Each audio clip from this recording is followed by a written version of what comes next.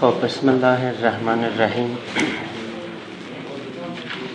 حضور همه دانشجویان عزیز سلام عرض می کنم و در رسیدن سال جدید رو به شما عزیزان تبریک و تهنیت عرض می کنم. خداوند رو می خوانم که در سال جدید درهای خیر و برکت خودش رو به روی همه ما باز بکنه، گره های ما رو باز بکنه و ما رو به سمت سعادت، به سمت هدایت خودش پیش ببره، دردهای ما رو قدری تسکین بده، گشایشی در مشکلات این امت ایجاد بکنه.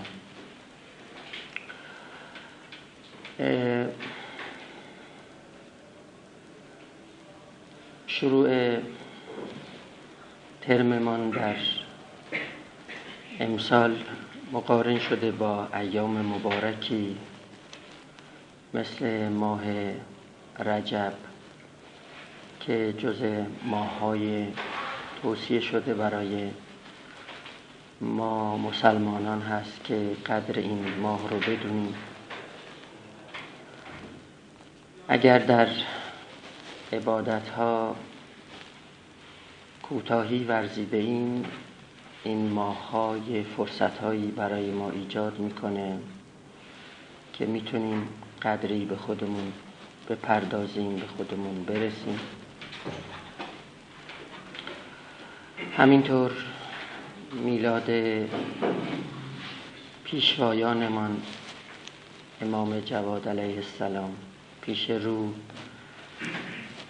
ولادت مولای پارسایان حضرت علی علیه السلام رو قرار داریم که این ایام رو هم به شما باید تبریک و تهنیت گفت.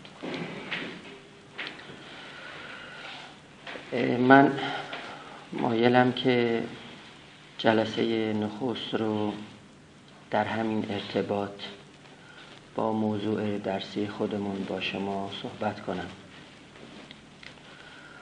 پایان کلاس رو هم فرصت میدیم به سوالاتی که شما ممکنه در حوزه بحث‌هایی که ما طرح می‌کنیم شما داشته باشید.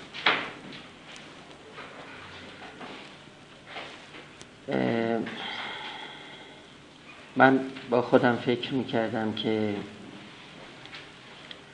چه نسبتی میتونه برقرار بشه بین معلمی و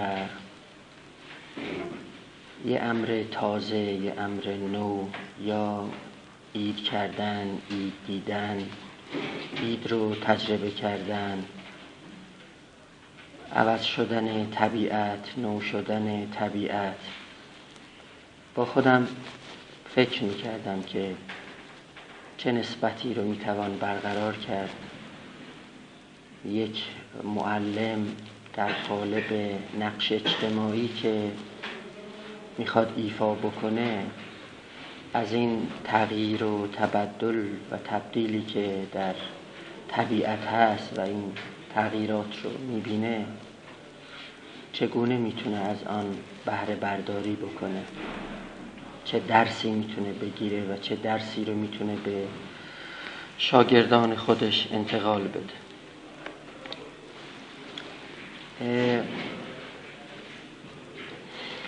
خب شما به خوبی واقفید و میبینید که یه تغییراتی در طبیعت اتفاق میفته، یه فصلی به فصلی تبدیل میشه. ما اسمش رو میذاریم به عنوان مثال عید نوروز میذاریم یا عید طبیعت میذاریم.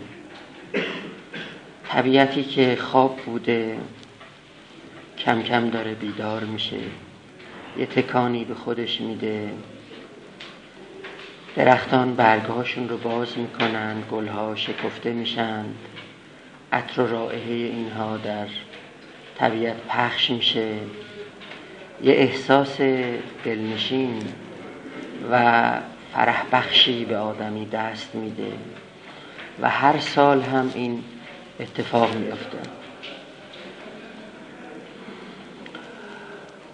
اگر بخوام از نگاه اتیمولوژیک به قضیه نگاه بکنیم دوستان، این نامگذاری بی مناسبت نبوده. به عنوان مثال عید از کلمه عود به معنای بازگشتن، یعنی یه چیزی به اصل خودش باز میگرده. گویی این که خواب رفتن طبیعت، حرف نزدن طبیعت و ساکت بودن، استراحت کردنش فرعی و عرضی بر طبیعت، یعنی اکسیدنتال هست، اسنشال نیست، اصلش این نیست اصلا. ولی وقتی که باز میشه و شکفته میشه و نو میشه، این میشه اصلش، به اصل خودش فی الواقع برمیگرد. پس یه نامگذاری بی مناسبت و بی تناسبی نیست، یه نامگذاری درستی اتفاق افتاده است. در همین ارتباط هم خب نو دیدن، چشم خود رو به چیزهای تازه باز کردن، چیزهای تازه رو اجازه دادن که به ذهن و ضمیر ما ورود پیدا کردن، در قالب مناظر، در قالب مفاهیم به ذهن ما عبور کردن، اینها خب یک تجربه های عیدانه راجع به یک انسان میتونه تلقی بشه و این تجربه به صورت شدید و ضعیف در یک معلم اتفاق میفته، اما نه در هر معلمی. برای اینکه معلم وقتی که با یک کالای عظیم معرفتی به اسم علم سر و کار پیدا میکنه و مطالعه میکنه، کتابی میخونه، یه مطلبی رو میخونه، این خوندن، این چیز جدید رو پذیرفتن، اجازه دادن اون چیز جدید که وارد ذهن و ضمیرش بشه، یه تحولی، یه تکانی در ذهنش و ضمیرش و باورش و بینشش ایجاد بکنه، به نوعی اون تجربه‌ای که در طبیعت اتفاق میفته در خود یک معلم هم اتفاق میفته. اصولا ما معلمان این تجربه رو باید سریعتر و با زمانهای کمتر در حیات فکری خودمون، در حیات شغلی خودمون باید تکرار کنیم. شغل ما این رو ایجاب میکنه که به سراغ تجربه‌ای که در طبیعت اتفاق میفته ما هم در طبیعت وجودمون این تجربه رو مرتباً ایجاد بکنیم. چون ما با بقیه متفاوتیم، ما با کسانی سر و کار داریم که کارهای کهنه رو، درسهای کهنه رو از ما نخواهند پذیرفت. اینکه مولانا میگفت گر نی تو نخلوار ایثار کن، کهنه بر کهنه نه و انبار کن. کهنه و گندیده و فرسوده را تحفه میبر بهر هر نادیده را. آنکه نو دید خریدار تو نیست، صید حق است و گرفتار تو نیست. میگه اگر تو این خصلت و این صفت رو در خودت نداری که نمیتونی به استقبال تازگی ها بری، نمیتونی به استقبال امور نو بری، مثل درخت خرما نیستی که مرتب این میریزه و دیگران رو از میوه های خودش سیراب میکنه، خودش سرریز میشه، سرازیر میشه و دیگران رو بهره مند میکنه. میگه اگر اینجوری نیستی، گر نی تو نخلوار ایثار کن، مثل اون درخت نخل ایثار کن نیستی، یعنی مرتب در حال میوه دادن و بهره رساندن نیستی، گر نی تو نخلوار ایثار کن، کهنه بر کهنه نه و انبار کن. خب این دیگه تالی تلو درست این قضیه میشه. یعنی شما وقتی مثل اون درخت نباشی، در حال میوه دادن و بهره رساندن، خب کهنگی ها به سراغ شما خواهد اومد، گرد و خاک هایی روی شما در ذهن شما خواهد نشست و مرتب از شما کهنگی ها ساطع خواهد شد و این شما رو به سمت انزوا، به سمت فرد بودن، به سمت اینکه شما دیگه خودت خواهی بود، دیگران از شما استقبال نخواهند کرد، شما رو به اون سمت خواهد برد. کهنه بر کهنه نه و انبار کن، کهنه و گندیده و فرسوده را، تحفه می بر بهر هر نادیده را. یه آدمایی هستن که نادیده اند، یعنی نه اینکه ندید بدیدند، نادیده اند یعنی اینکه نمیخوان ببینن، یعنی چشمشون رو نمیخوان باز کنن، نمیخوان اتفاقات و تحولات و تغییراتی که در عالم رخ میده، در مقوله‌های مختلف، اینا رو ببینن، نه اینکه فقط ببینن به این معناست که اینها رو درک کنن، اینها رو فهم کنن، ببینن که از کجا آغاز شده، به کجا داره میره و به کجاها داره ختم میشه. میگه خب اینها رو واگذار کن به سمت اونا، کهنه و گندیده و فرسوده را، تحفه می بر بهر هر نادیده را. هر نادیده‌ای اینها رو خواهد پذیرفت. اینها نادیدگان از امور تازه و نو نمیتونن استفاده کنن، نمیتونن بهره ببرن. خب آن که نو دید خریدار تو نیست. خب یه صورت بعدی در اینجا رخ میده و اون این که کسی که دیگه دنبال نو هست و نو کردن است و نو دیدن و نو خریدن هست، میگه که مولانا میگه به سراغ تو نخواهد اومد. اینجا دیگه خب مولانا نگاه و بینش عارفانه داره، منظورش خداوند هست، منظورش این که خداوند سرچشمه امور نو هست، امور تازه است. کسی به سمت او بره، درهای نو به روی او باز میشه. آن که نو دید خریدار تو نیست، صید حق است و گرفتار تو نیست. یعنی دیگه در دام و در شکار حق میفته و به سراغ باطل نخواهد رفت. آخه شما میدونید یکی از صفتهای خداوندی در معارف بدی بودن خداوند است. ما یه مقاله‌ای هم در همین ارتباط نوشته ایم. مثلا خداوند خودش رو به صفت بدی نام میبره، بدیع السماوات و الارض. این یه صفتی است که خودش به خودش میده. این معناش اینه که یعنی از بداعت میاد دیگه، از نو میاد. یعنی خود خداوند در این عالم دنبال کهنگی ها نیست، دنبال گندیدگی ها، دنبال فرسودگی ها نیست. همیشه دوست داره یه تنوعی، یه تعددی در این عالم باشه.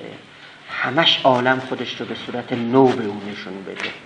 این همه زایش ها، این همه دگرگونی ها در طبیعت از اون صفت باری نشأت میگیره که بتونه اون امور نو رو در این عالم ایجاد بکنه. من میخوام به شما بگم که دوستان، ماهیت علم این گونه است که چون معلمان به این صفت آراسته میشن، با این کالا سر و کار پیدا میکنن، این کالا رو مبادله میکنن، دنبال این کالا هستند، با این کالای معرفتی اینها زیست میکنن، در ماهیت علم نوخواهی و نوجستن وجود داره. چون علم از یک مثلثی تشکیل میشه. این مثلث عبارت است از سوال کردن، پاسخ دادن و روش یا متدولوژی هست. هم سوال از علم خیزد، هم جواب، همچو خار و گل که از خاک است و آب. علم در واقع 3 ضلع پیدا میکنه. 2 ضلع کلانش عبارت است از پرسیدن و جواب دادن. یعنی ما به عنوان معلمان مرتب در حال پرسیدنیم. ما سوال میکنیم، همش وظیفه ما جواب دادن نیست. یادمون باشه ما یکی از رسالت‌های سنگینی که در اجتماع خودمون و مخاطبان خودمون داریم پرسیدن است. ما سوال میکنیم، ممکنه سوالاتی بپرسیم که پاسخهاش رو خودمون بلد نباشیم. ممکن است سوالاتی رو بپرسیم که دیگران رو دعوت به پاسخ دادن بکنیم.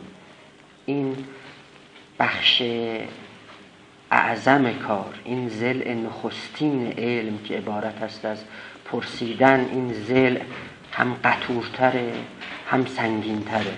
رسالت ما رو سنگینتر میکنه. یادتون هست شیوه سقراطی که سقراط در یونان باستان پیش می برد این بود که سقراط می گفت که کار من اصلا پاسخ دادن نیست، کار من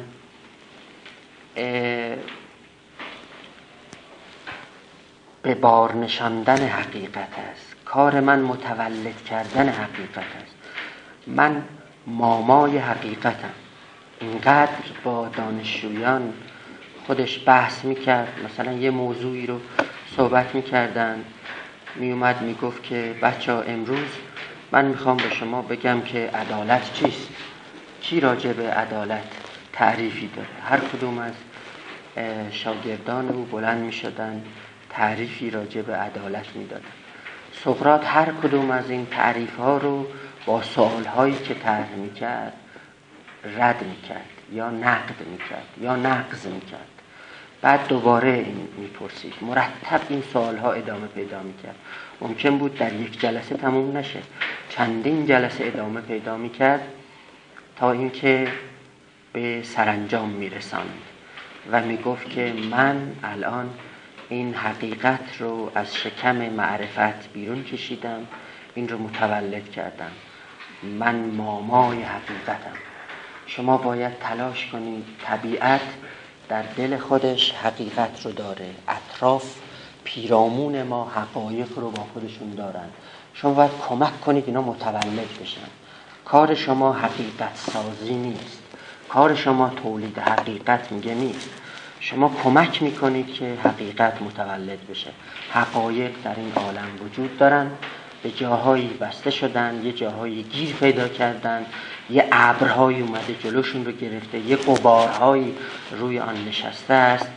شما باید تلاش کنید که اینها رو کنار بزنید تا این حقیقت متولد بشه. در همین نو دیدن، در همین نوخواهی که یکی از نقشه‌های اجتماعی ما معلمان هست، ما هیچ وقت از اون نباید غفلت بکنیم که امور کهنه رو ما باید پس بزنیم، از امور نو و تازه باید استقبال کنیم، باید بپذیریم. پذیرفتن امور نو هم پذیرفتن دربستی و مقلدانه برای ما نباید باشه، بلکه اینها رو هم باید به صورت محققانه ما باید بپذیریم. من در همین ارتباط یه داستان خیلی زیبایی در مثنوی هست که یه کسی چجوری از امور نو استقبال میکنه، به سمت نو کردن، به سمت ایجاد کردن حرکت میکنه و چه مشقت‌ها و رنج‌هایی رو در مسیر تحمل میکنه. مولوی این رو به طرز خیلی زیبایی به تصویر میکشه. من میخوام این داستان رو برای شما بخونم و در لابلای این داستان برای شما توضیحاتی رو بدم. آقای میرزایی اون پاورپوینت رو زحمتش رو میکشید.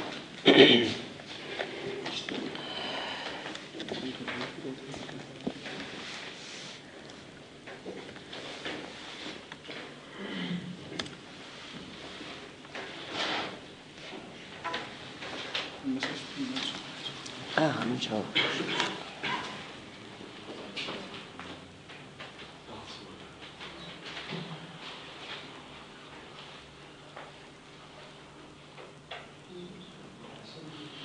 روشنه دست نزن.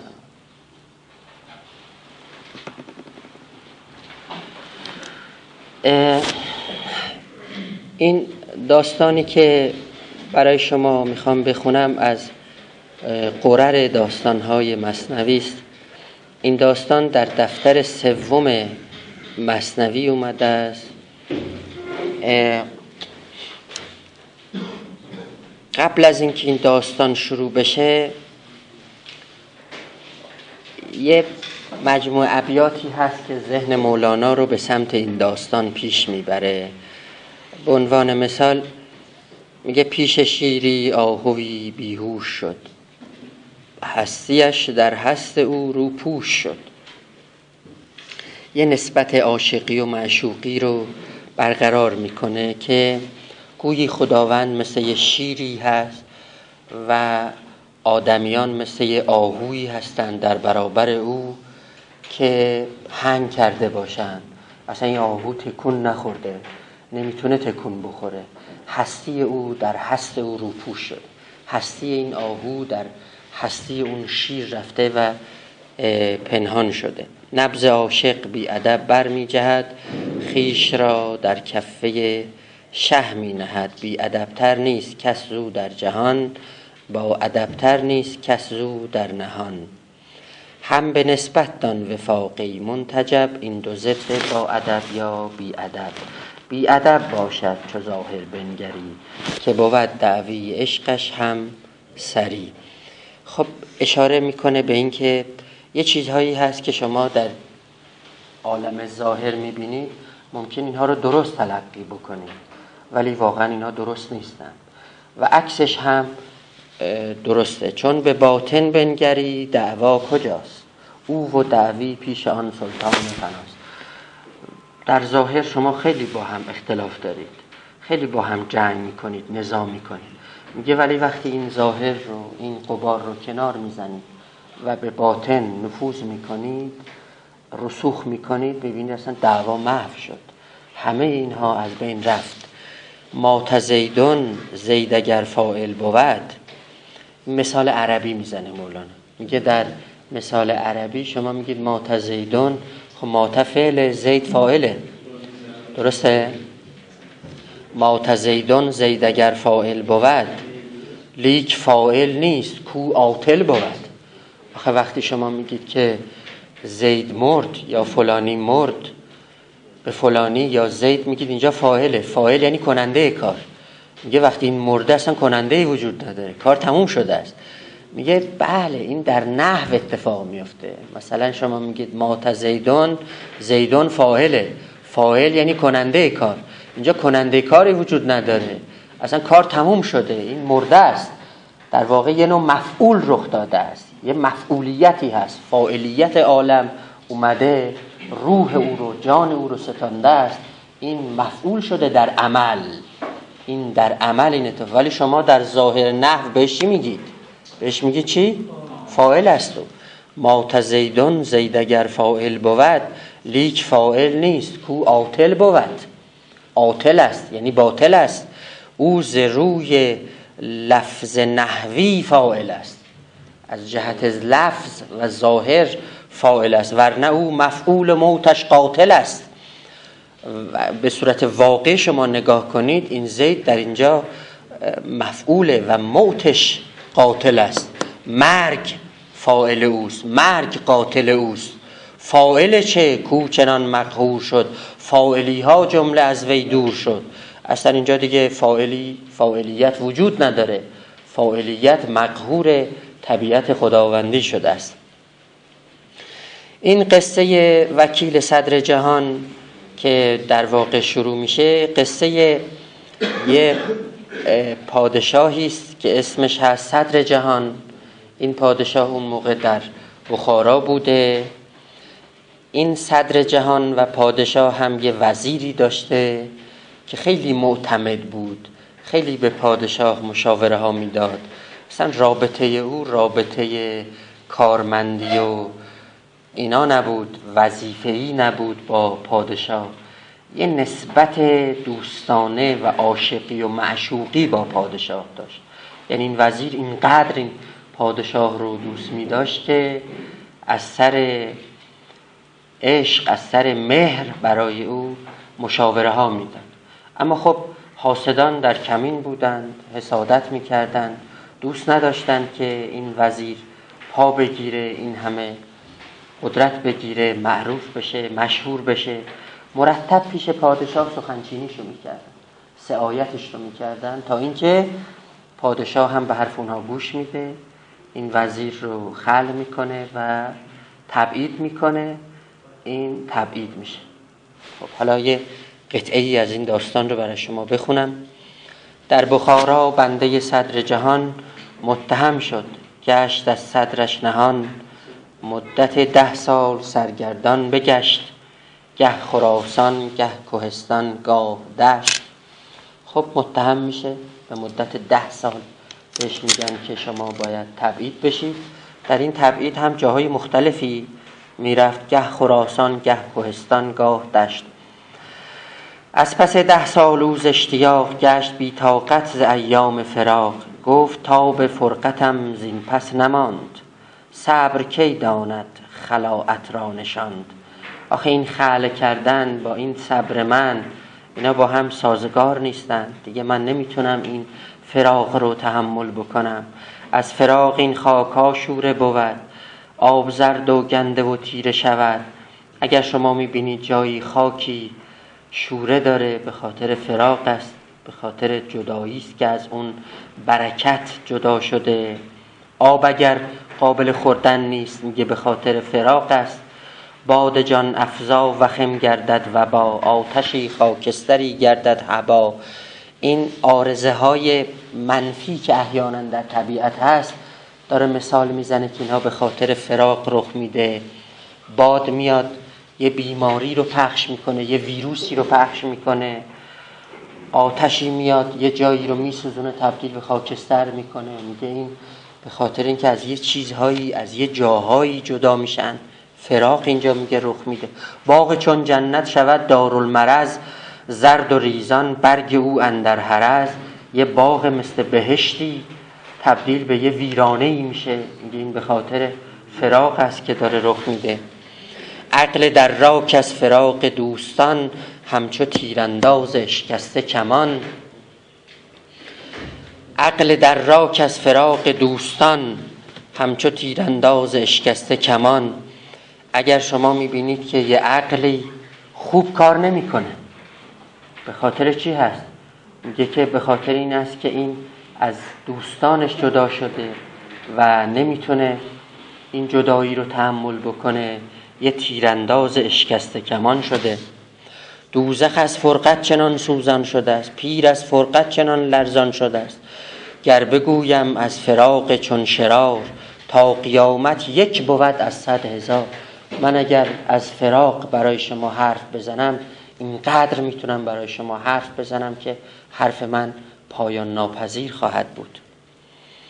پس ز شرح سوز او کم زن نفس، رب سلم رب سلم گوی و بس. این از اون اصطلاحات علمایی است دیگه. رب سلم رب سلم یعنی تسلیم شو. در مکاتب قدیمی وقتی که علما جایی می نشستن بحث می کردند و اینها، بحث رو نمیتونستن یه جایی ببرن، به طرف مخاطب خودشون می گفتن که سلم سلم، یعنی شما تسلیم شدید، بحث رو ادامه نده بیش از این. پس ز شرح سوز او کم زن نفس، رب سلم گوی و بس. هرچه از وی شاد گردی در جهان، از فراق او بیندیشان زمان. خب من بعضی ابیات رو باید اینجا رد بکنم، چون به اون محتوای داستان ما خیلی ارتباط پیدا نمیکنه. البته مولانا ارتباط میده، چون همه این داستان ها با یه قفل های محکمی به هم دیگه وصل میشن. از همینجا خب مولانا به یاد داستان حضرت مریم، پدیدار شدن جبرئیل به صورت یک بشر برای او به یاد اون میفته و اینکه هر بشری بشر نیست، راجع به اونها حرف میزنه که من مایل نیستم اون ابیات رو رد میکنم تا به خود همین داستان بپردازم. این داستان در دل خودش چندین داستان رو هم با خودش داره. خب شمع مریم را بهل افروخته، بعد از اینکه اون داستان مریم رو میگه که مستفاد از قرآن هست، میگه این داستان رو فعلا بذار کنار. شمع مریم را بهل افروخته، بذار این داستان همچنان افروخته باشه که بخارا میرود آن سوخته. آخه این شخص تصمیم گرفته که دوران تبعیدش که تموم نشده حرکت کنه به سمت پادشاه، به سمت معشوق خودش، محبوب خودش، به سمت او حرکت بکنه. این بخارا منبع دانش بود، پس بخارایی است هر که آنش بود. یکی از شهرهای اون دوران در قرن ششم، هفتم و هشتم اینها که مهد علم، مهد دانش بود، شهر بخارا بود دیگه، در آسیای میانه. خود مولانا هم خب یه گریزی به اونجا میزنه، چون از اونجا عبور کرده، اون شهر رو دیده است و حالا یه شخصی رو الان ترسیم کرده که داره به سمت مهد دانش، مهد علم داره حرکت میکنه. فرقت صدر جهان در جان او، پاره پاره کرده بود ارکان او. صدر جهان کیه؟ بله همون پادشاه هست دیگه. پادشاه در واقع محبوب و معشوق این وکیل دیگه، وکیل هم همون در واقع وزیر هست. فرقت صدر جهان در جان او، پاره پاره کرده بود ارکان او. گفت برخیزم همانجا واروم، کافر ار گشتم دگر ره بگروم. اگر او به من گفته که تو از دین برگشته ای و کافر شده ای، من بهش میگم که من دوباره به راه اول خودم برگشتم. گویم افکندم به پیشت جان خیش، زنده کن یا سر ببر ما را چو میش. زنده و مرده به پیشت ای قمر، به که شاه زندگان جای دگر. من میرم پیش پادشاه، بهش میگم که من خودم رو پیش تو افکندم، خودم رو در مقابل گامهای تو انداختم. میخوام که یا منو زنده کنی، یعنی عفو کنی، ببخشی، یا اینکه شما همینجا من رو سر ببر و جان من رو از من بگیر. کشته و مرده به پیشت ای قمر، به که شاه زندگان جای دگر.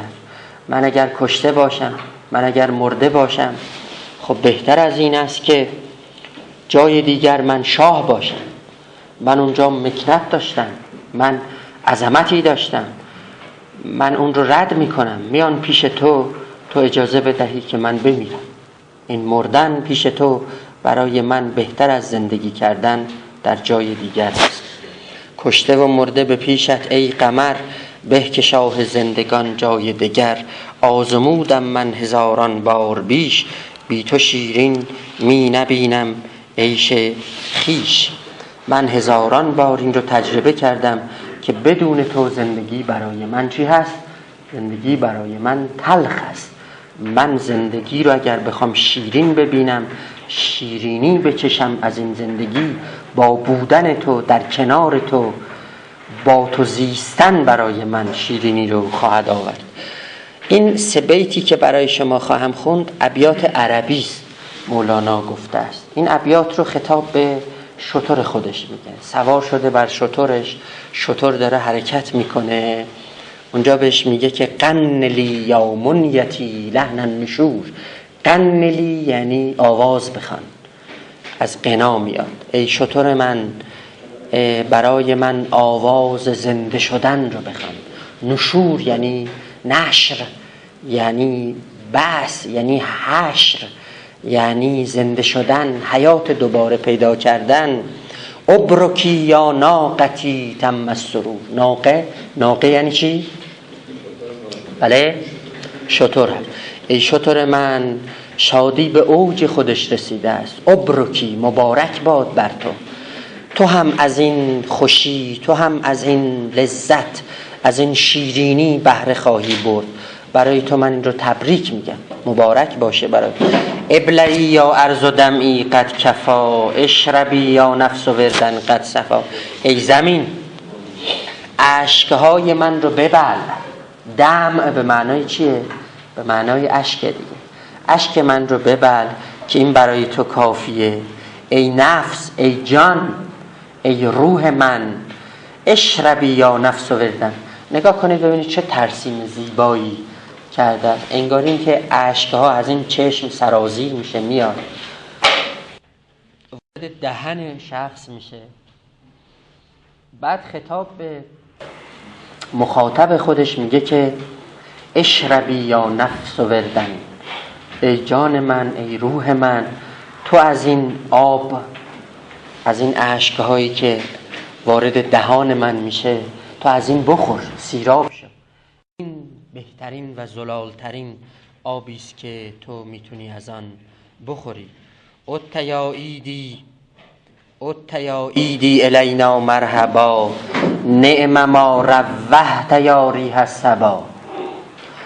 خب اینجا همون عید که ما درش قرار داریم، همون توضیحاتی که در ابتدای کلاس من برای شما دادم، اینجا مولانا به صراحت این واژه رو استفاده میکنه.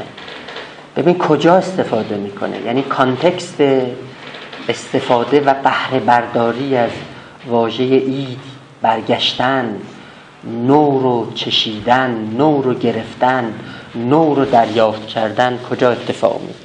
ات یا عیدی الینا مرحبا. ای عید من، ای عید من، تو به سوی من بازگشتی، مبارک باد بر تو، مرحبا بر تو. نعم ما روحت یا ریح الصبا. ای باد صبا، چقدر به هنگام وزیدی.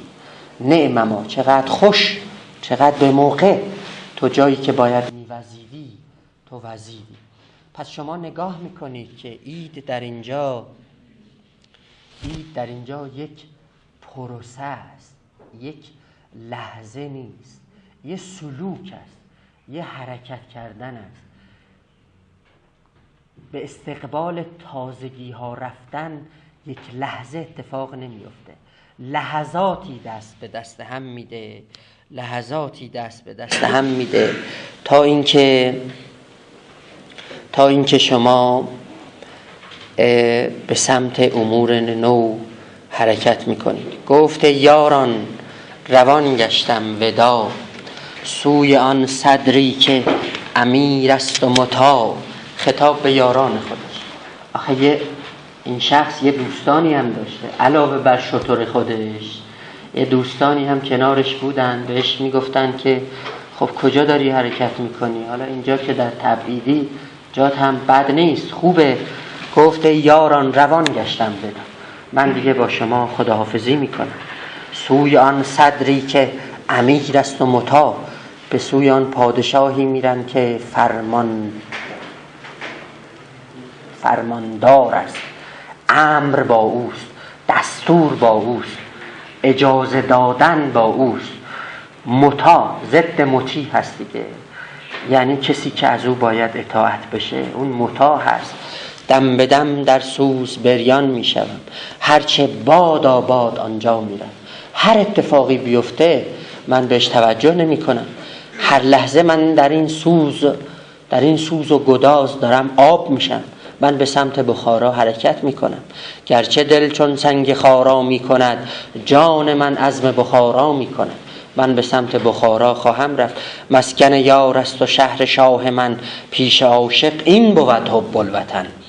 حب الوطن، یه آدمی که عاشق است نمیتواند وطن خودش رو رها بکنه. یکی از ویژگی های مهم عاشقی دوست داشتن وطن است. لذا اون روایتی که از پیامبر نقل شده است که حب الوطن من الایمان، دوست داشتن میهن و وطن بخشی از ایمان است. میدونید ایمان هم از جنس عشق دیگه، عاشقانه است، یعنی به عشق ما مؤمن میشیم. بر همین اساس این تعبیر درستی است که مولانا اینجا آورده است. یه داستان 4 بیتی خیلی کوتاهی در دل این داستان میاره مولانا.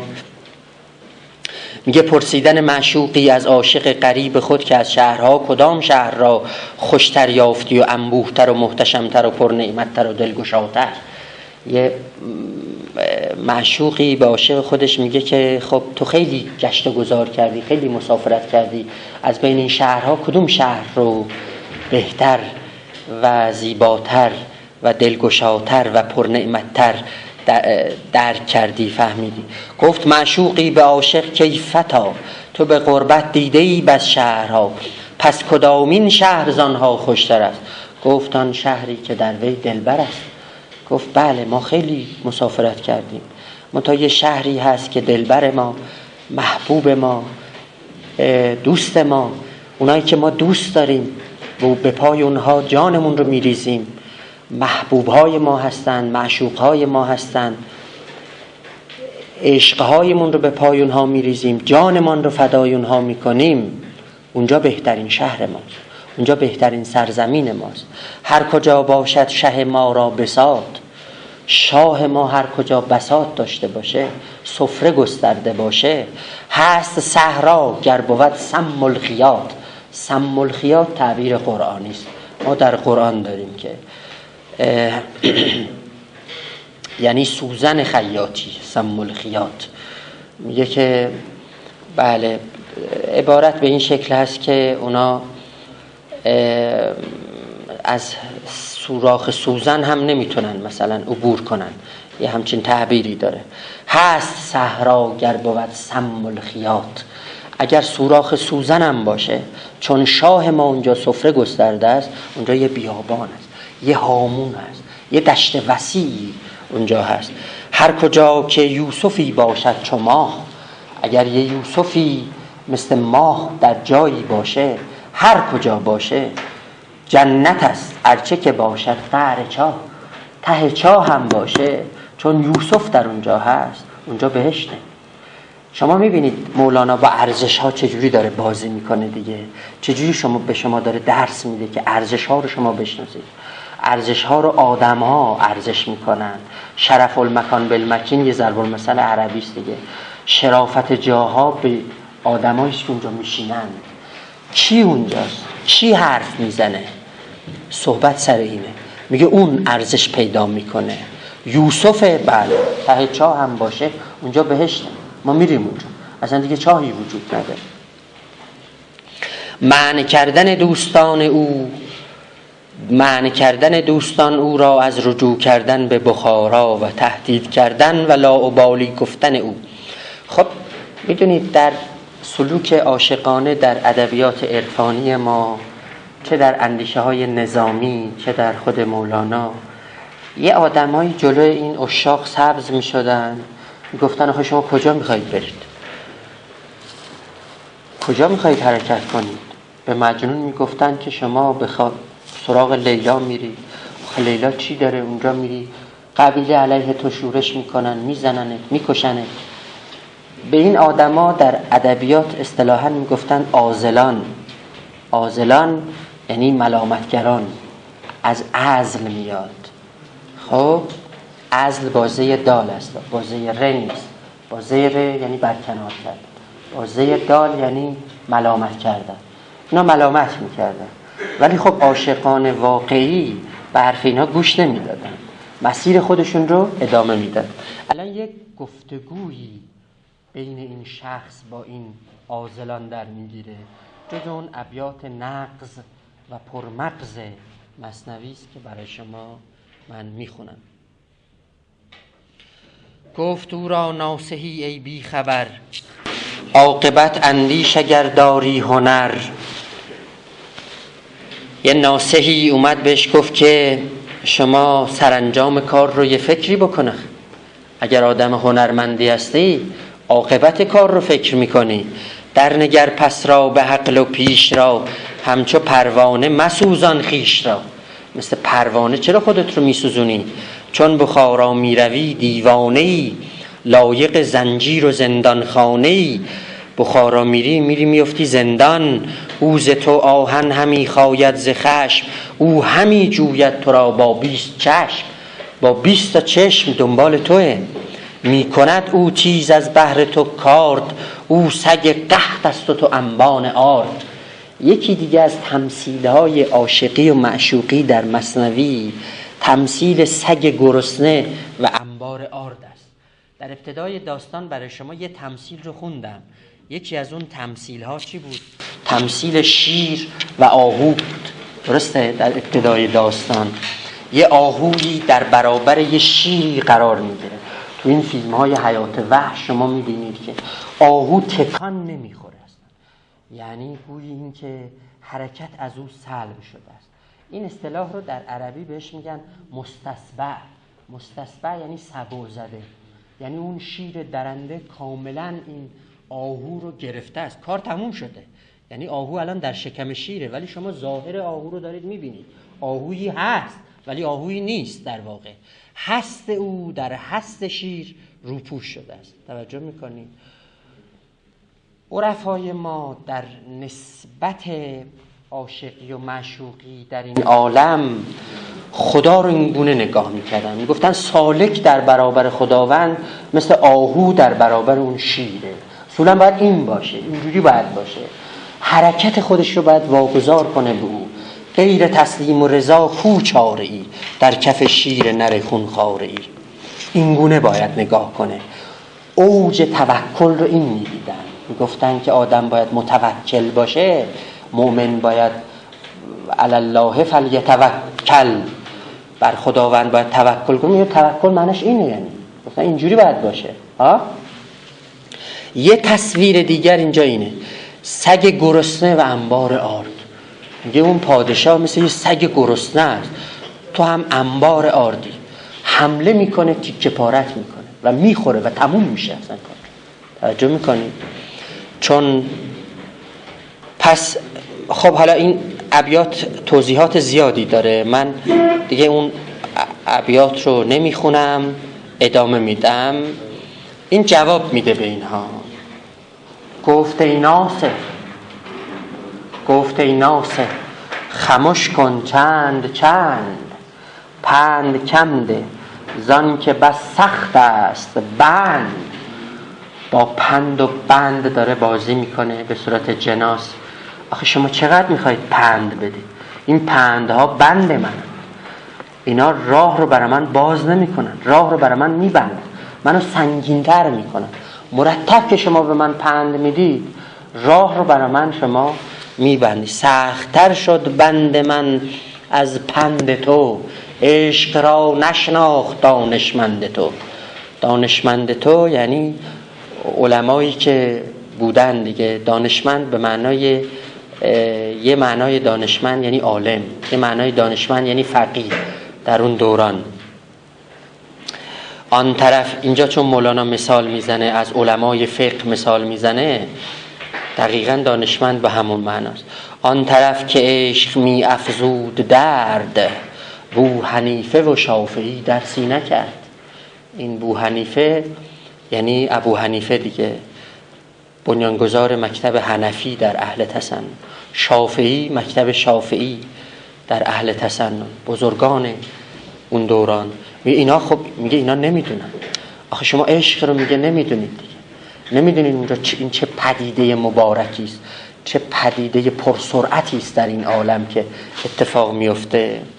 تو مکن تهدید از کشتن که من تشنه زارم به خون خیشتن.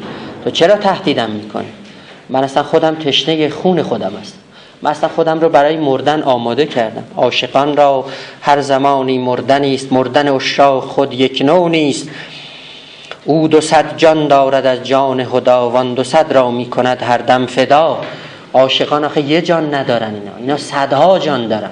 خب یکیشون رو فدا میکنن.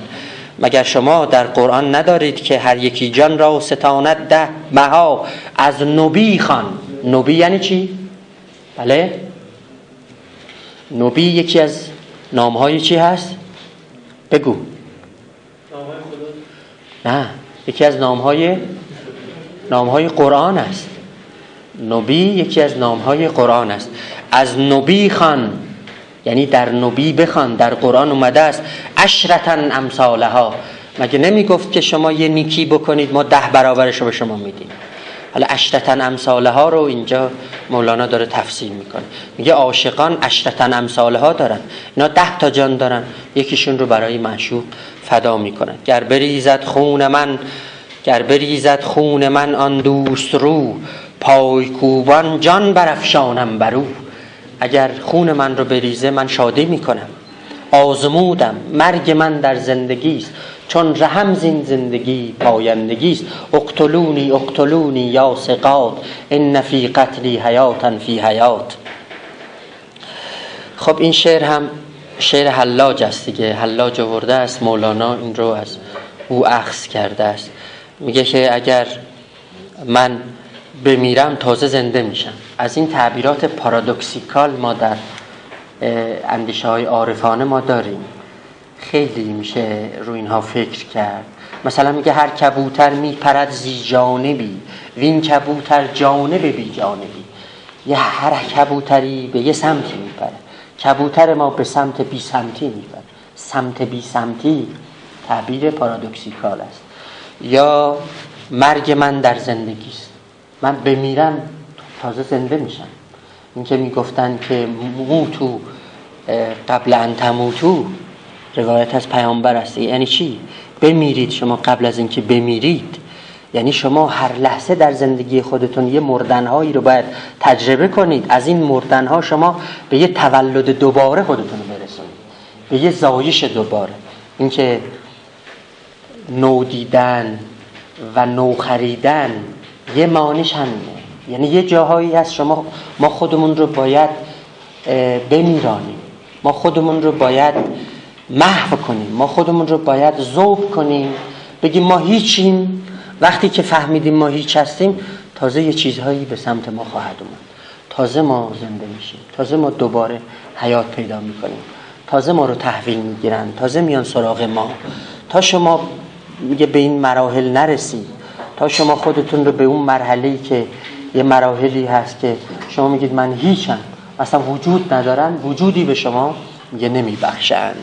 اقتلونی یا ثقات، ای آدمای معتمد بیایید منو بکشید که در کشتن من حیات نهفته است.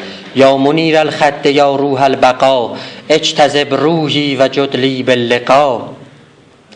ای کسی که سیمای نورانی داری، ای کسی که روح جاودان داری. اینا خطاب به خداونده، خطاب به معشوق ازلی است. با اونها داره مولانا حرف میزنه، اون تا از زبان این وکیل داره حرف میزنه. اجتذب روحی، روح من رو جذب بکن، و جدلی باللقا، و ببخش برای من. جد از جود میاد، برای من لقا رو، برای من دیدار رو، ملاقات رو برای من ببخش. این بیت خیلی بیت زیبایی است و عربی است. یعنی انصافاً مولانا در سرودن ابیات عربی هم خیلی مهارت داشته. یعنی ابیات عربی مولانا رو شما در تراز شاعران عربی گوی عرب زبان بذارید، پهلو میزنه با شعرهای اونها. لی حبیب حبه یشفی الحشا، من معشوقی دارم که عشق او جگرها رو کباب میکنه. حشا یعنی امعا و احشا، یعنی اندرون آدم. یشفی یعنی کباب میکنه. من معشوقی دارم که عشق او جگرها رو کباب میکنه. لو یشا یمشی علی عینی مشا، اگر بخواد رو چشمای من راه بره، راه بره، اجازه داره رو چشمهای من راه بره. پارسی گو گرچه تازی خوشتر است، این خود مولاناست، نهیب میزنه به خودش. پارسی گو گرچه تازی خوشتر است، عشق را خود 100 زبانی دیگر است. آخه دیگه از ابیات عربی بیا بیرون، فارسی حرف بزن، پارسی حرف بزن. هرچند که عشق 100 زبان داره، 100 زبان داره، داره به اینجا اشاره میکنه. عشق انترناسیونال است، به 100 زبان با شما حرف میزنه. بویان دلبر چو پران میشود، آن زبانها جمله حیران میشود. بس کنم دلبر در آمد در خطاب، گوش شو والله اعلم بالصواب. حالا که سخن از دلبر میاد تمام وجود شما باید گوش بشه. شما نباید حرف بزنید، همش باید گوش بدید. شما از من بشنوید تا من به شما بگم که درباره دلبر چه اتفاقاتی میفته. بوی آن دلبر چو پران میشود. دلبر خداوند در این عالم میگه که بویی است که پخش شده است. میدونید عرفای ما میگفتن که عرفان از عرف گرفته شده. عرف به معنای بوی خوشه، در عربی به این معناست. یعنی سالکان بوی خداوند رو در این عالم مرتب استشمام میکنن، مرتب به دنبال این رائحه هستن. بس کنم دلبر در آمد در خطاب، گوش شو والله اعلم بالصواب. گرچه این عاشق بخارا می رود، نی به درس و نی به استا می رود. آخه میدونید گفتم به شما که بخارا مهد علم و دانشه. مولانا میگه برای علم آموزی نمیره، این پیش استاد نمیره که اونجا زانو بزنه ازش درس یاد بگیره. نه، عاشقان را شد مدرس حسن دوست، دفتر و درس و سبقشان روی اوست. اینا یه استاد بیشتر ندارن و اون معشوقشون هست، اون تخت سیاه این هاست، این وایت بورد اون هاست، هر چی هست در اونجاست. اون از اون یاد میگیرن، دفتر و درس و سبقشان. سبق میدونید چیه؟ در متون گذشته سبق اون تخته ای بود که میذاشتن طلبه ها رو اون مینوشتن. سبق، مولانا میگه سبق روی معشوق است. شما از اینجا میایید پایینتر. خاموشند و نعره تکرارشان، میرود تا عرش و تخت یارشان. درسشان آشوب و چرخ و زلزله، نی زیادات است و باب سلسله. اینا از مباحث فقهی اصولی است. زیادات یه بحثیه، در علم اصول ما داریم، در فقه ما داریم زیادات. سلسله در فلسفه داریم، کلام داریم. سلسله یعنی چی؟ یعنی دور، مبحث دور و تسلسل. این رو میگه، دور و تسلسل. حالا ببینید با این سلسله چه بازی میکنه. دور و سلسله، تسلسل یعنی دور دیگه. یه معنای سلسله هم یعنی زنجیر. زنجیر، مثل حلقه های سلسله این قوم یعنی عاشقان، مبحث تسلسلشون جعد مشکبار. جعد یعنی موی بافته شده، تافته شده معشوق که مشکبار است، یعنی مشک داره، رایحه داره. پس اگر اینا دنبال سلسله هم هستن، اگر دنبال تسلسل هم هستن، دنبال اون زنجیرن، زنجیر معشوق است، گیسوی این هاست. مسئله دور است. بله درسته، مسئله ما مسئله دور است، لیکن دور یار. مبحث دوره. در دور چی میگیم؟ میگیم الف ب است، ب الف است. خب به یه نتیجه ما نمیرسه، میگه دوره. این دور و تسلسل میاره. میگه بله دور هست، ولی دور چیه؟ دور یار است. این داره با اینا بازی میکنه. خب اینا مباحث فقهی است، خلع و مبارا و کیس و اینا، من وارد اینها نمیشم. آن بخاری قصه دانش نداشت، چشم بر خورشید بینش میگماشت. هر که در خلوت به بینش یافت راه، او ز دانش ها نجوید دستگاه. با جمال جان چو شد همسایه‌ای، باشدش اخبار دانش تاسه‌ای. خب داستان کم کم به انتها نزدیک میشه، چون این داستان رو ما باید تموم کنیم تا به یه سرانجامی برسونیم. این شخص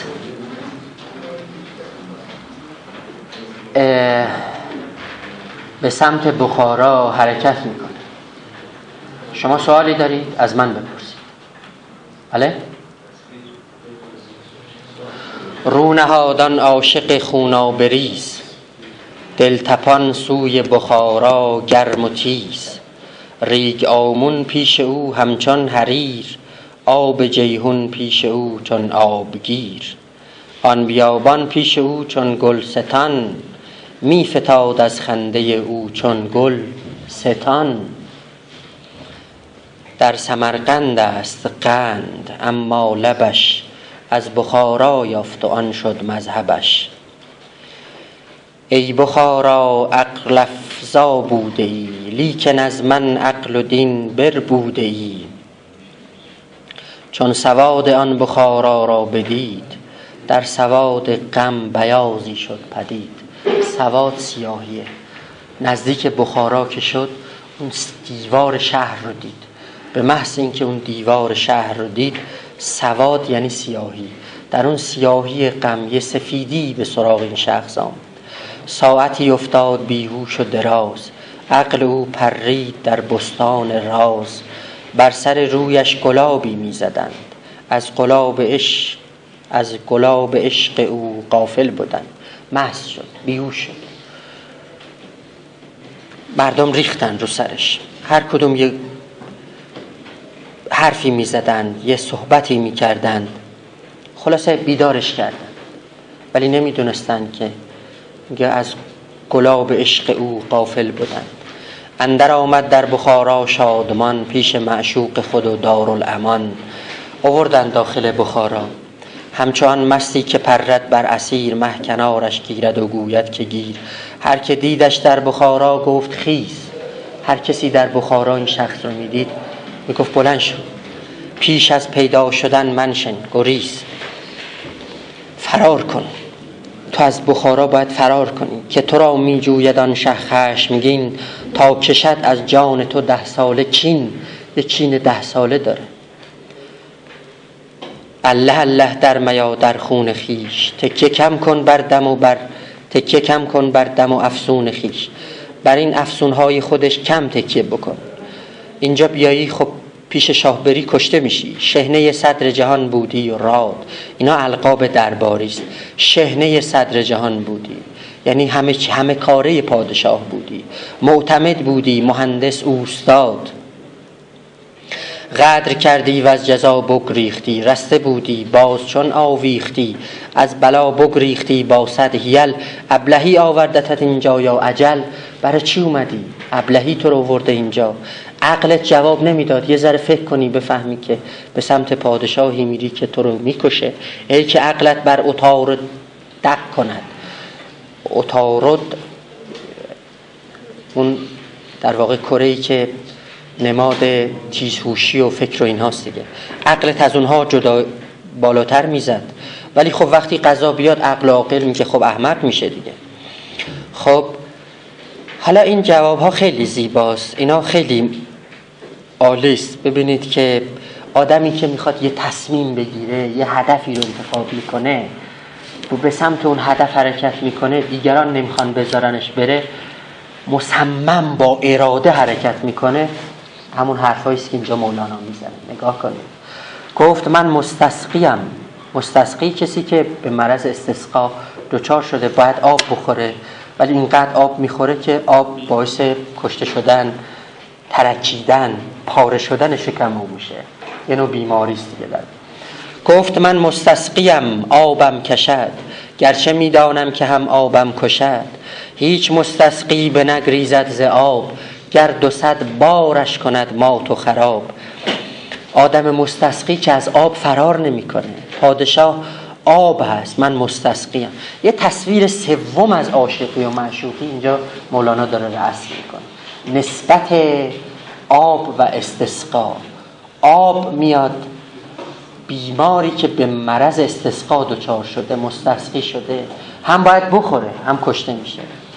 هم گزیری از او نیست، هم گریزی از او نیست، و هم عامل هلاک او، عامل فنای اوشه. نه فنایی که محو بشه ها، نه، یه خاکستری است که از دل او یه عنقایی برمیخیزه، یه سیمرغی برمیخیزه. این اتفاق میفته. نابود شدن در کار نیست. هیچ مستسقی به نگریزد ز آب، گر 200 بارش کند مات و خراب. گر بیاس آمد مرا دست و شکم، عشق آب از من نخواهد گشت کم. خیک عشقم. خیک به معنای چیه؟ بله، خیک عشقم ها، خمره. خمره درسته. خیک عشقم گو بدر از موج آب، گر بمیرم هست مرگم مستطاب. من به هر جایی که بینم آب جو، رشکم آید بودمی من جای او. دست چون دف و شکم همچو دهل، طبل عشق آب میکوبم چو گل. گر بریزد خونمان روح الامین، جرعه جرعه خون خورم همچون زمین. چون زمین و چون جنین خون خوارم، تا که عاشق گشتم این کارم. من خون خودم رو میخورم. من پشیمانم که مکر انگیختم، از مراد خشم او بگریختم. بله، منتها شما، مولانا میگه که منتها شما حواستون باید باشه. شما باید بدونید که من وقتی کشته میشم، خون من ریخته میشه، من مثل گاو موسی میمونم، احیاگر میشم. هر کسی یه تیکه ای از اون گاو میخورد زنده میشد. گاو موسی دان مرا جان داده ای، بله، جزو جزوم حشر هر آزاده ای. گاو موسی بود قربان گشته ای، کمترین جزوش حیات کشته ای. یا کرامی اذبحوا هذا البقر، ان اردتم حشر ارواح النظر. ای بزرگان، بیایید این رو قربانی کنید، در این قربانی حیات وجود داره. اون ابیات معروف که شما حتما شنیده اید مال همینجاست. از جمادی مردم و نامی شدم، و از نما مردم به حیوان برزدم. مردم از حیوانی و آدم شدم، از حیوانی من به آدم. پس چه ترسم که ز مردن کم شدم. آخه من با مردن که کم نمیشم، هر لحظه که من میرم یه چیزی به من اضافه میشه. حمله دیگر بمیرم از بشر، تا برارم از ملائک بال و پر. از ملک هم بایدم جستن ز جو، کل شیء هالک الا وجهه. تعبیر قرآن، از اون ملک هم باید عبور کنم، بار دیگر از ملک قربان شوم. آنچه اندر وهم ناید آن شوم، پس عدم گردم. عدم چون ارقنون، گویدم که نا الیه راجعون. من به اون یه مرحله میرسم. اون تعبیر انا الیه راجعون مال اونجاست. از فرشتگان، از ملائک، از اینها هم من عبور میکنم و عدم میشوم. خب بعد اینجا مولانا میگه دیگه، مرگ او آب است و او جویای آب میخورد، والله اعلم بالصواب. آخه او دنبال این آبه، ولی آب مرگ اوست، میخوره. خدا میدونه چه اتفاقی میفته. ای فسرده عاشق ننگین نمد، کوز بیم جان ز جانان میرمد سوی تیغ عشقش ای ننگ زنان. این بیت شما رو به یاد چی میندازه دوستان؟ میخونم: سوی تیغ عشقش ای ننگ زنان، 100 هزاران جان نگر دستک زنان. حضرت یوسف. باریکل. آخه میگه این عشق معمولی نیست. شما فکر میکنید این وکیل بیاد صدر جهان، مثل اون زنانی که دستشون رو بریدند با اومدن یوسف دستشو خواهد برید. این اتفاق قرار بیفته اونجا. جوی دیدی کوزن در جوی ریز، آب را از جوی کی باشد گریز. آب کوزه چون در آب جو شود، محو گردد در وی و جو او شود. نظریه وحدت الوجودی عرفای ماست دیگه. خب حالا میارن پیش پادشاه و بعد میفته در همونجا. بله الان تا 1 دقیقه دیگه من تمام میکنم داستان رو. میارن پیش پادشاه مثل یک شمعی که میخواد افروخته بشه. از این شمع افروخته و این شجاعت و دلاوری که این شخص داشت که در برابر پادشاه اومد، مولوی به یاد یه داستان دیگری میفته. داستان مسجد مهمانکش. من این رو در یه مقاله آوردم، چاپ شده است. یکی از داستان‌های خیلی زیبای مثنوی است. یه عاشقی، یه مسجدی بود که هر کسی شب اونجا میخوابید کشته میشد، زنده بیرون نمیومد. لقب مسجد مهمانکش بود. یه نفر با جرأت وارد اون مسجد میشه، شب رو در اون مسجد میمونه، اتفاقاتی میفته، حرفهایی بین این مسجد اهالی و اینها رخ میده. در دل اون داستان باز دوباره مولانا به یاد داستان جالینوس میفته، راجع به اون داستان جالینوس حرف میزنه، دوباره برمیگرده به داستان مسجد مهمانکش هست. همچنان این داستان ادامه پیدا میکنه. میبینید در دل اون داستان باز به یاد یه داستان دیگری میفته، داستان قریش و پیامبر و جنگ کردن و افرادی که در جنگ بودن، بعد در جنگ صفین و اینها یه داستانهایی هست که مولانا به یاد اون میفته. دوباره مسجد مهمانکش، دوباره اون همون داستان برمیگرده. میبینید ابیات چقدر طولانیه. خب تا بله یه تمثیل هایی میاره، باز تمثیل صابر شدن مؤمن اینا رو میاره، دوباره تمثیل های کدبانو و ماجرای نخود و اینهاست. خب باقی قصه مسجد مهمانکش چیه؟ چرا برمیگرده؟ از ابتکارات همینه دیگه، چندین داستان رو میگه، دوباره به اون داستان اولیه برمیگرده. این که یه روایتی از پیامبر نقل میشه که للقرآن زهر و بطن لبطنه بطن الی سبعة ابطن. مولوی رو تفسیر میکنه که قرآن یه ظاهری داره باطنی داره، باطن اون تا 7 بطن میره. در نهج بلاغه همین میاد. مولوی رو تفسیر میکنه که منظورش چی هست. رفتن انبیا و اولیا به کوهها و غارها برای چی بوده، اینها رو توضیح میده در دل داستان. صورت اولیا و کلام اولیا تشبیه میکنه به عصای موسی. باز دوباره اون آیه عوبی معه و طیر، داستان حضرت داوود و اینها رو بیان میکنه، تفسیر میکنه. چندین تمثیل در اینجا میاد.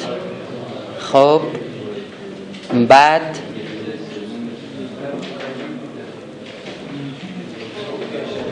ملاقات آن عاشق با صدر جهان پیدا کرد. دیدید بله؟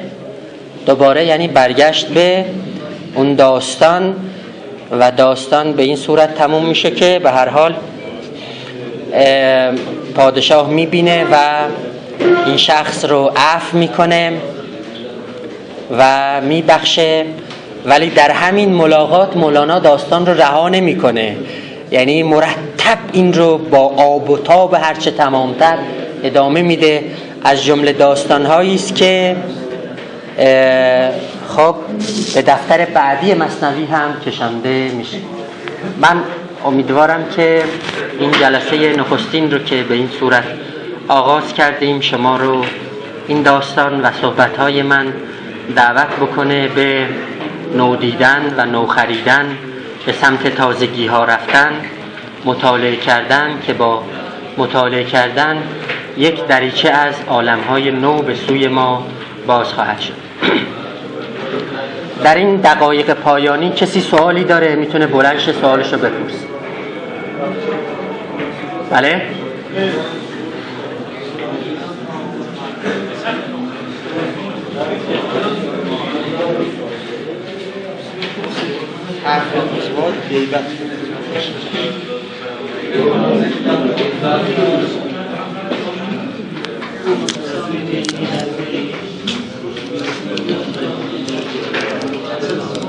خب ما همه شما رو به خدای